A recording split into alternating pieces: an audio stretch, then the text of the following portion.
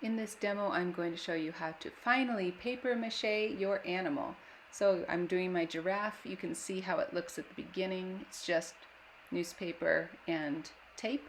Now I have to tear up all the strips of newspaper I'll need. Just tear them up.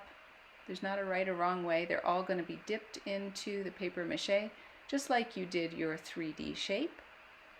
And you're just going to place it so all over the whole animal, everywhere. So on the back, on the belly, around the neck, on the legs, around the head, everywhere.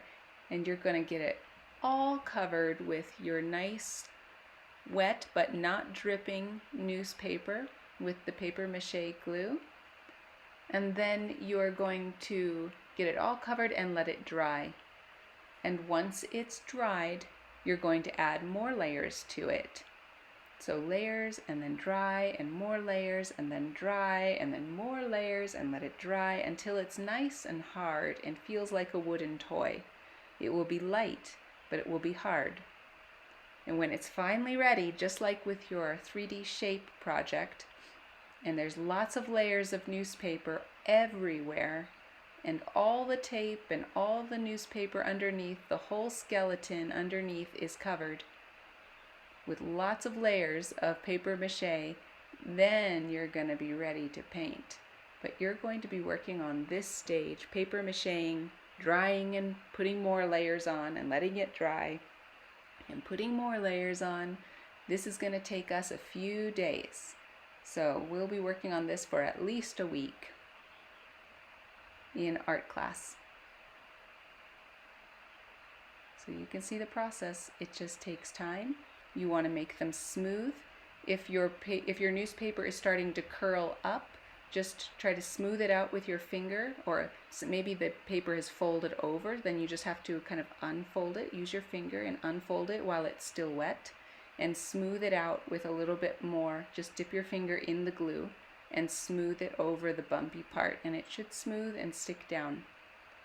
So there should be no rough parts popping off. Everything's going to get covered and smoothed over with layers and layers of wet paper mache strips. Be careful with your corners and your edges, the creases. You can see like here between the legs and on the edges between the legs and the body is kind of a crease. It can be tricky, and you want to make sure you get all of it covered. So turn your animal over, make sure everything's covered, and you're going to do that with all the layers, so it's going to be over and over again.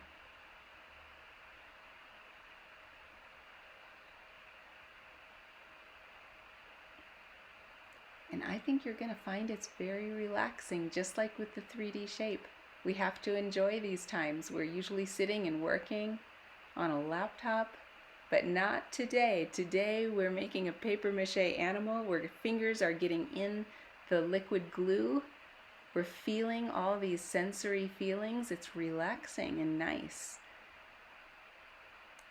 And if you get glue on the table or on your clothes or on your hands too much, a little warm water and soap will take it right off. Just get it before it dries. No problem. Make sure you're working on a covered surface like me. And if that glue goes on the table, you just wipe it off with a warm cloth or sponge and a little soap. And it will be just fine. So I hope that you're enjoying the experience and that you're having fun making your animal. Remember, we're not going for perfection, but we are going for a good feeling and expressing ourselves creatively and enjoying the process.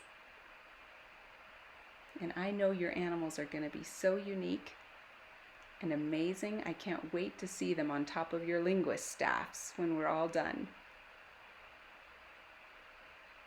So this size animal is about right.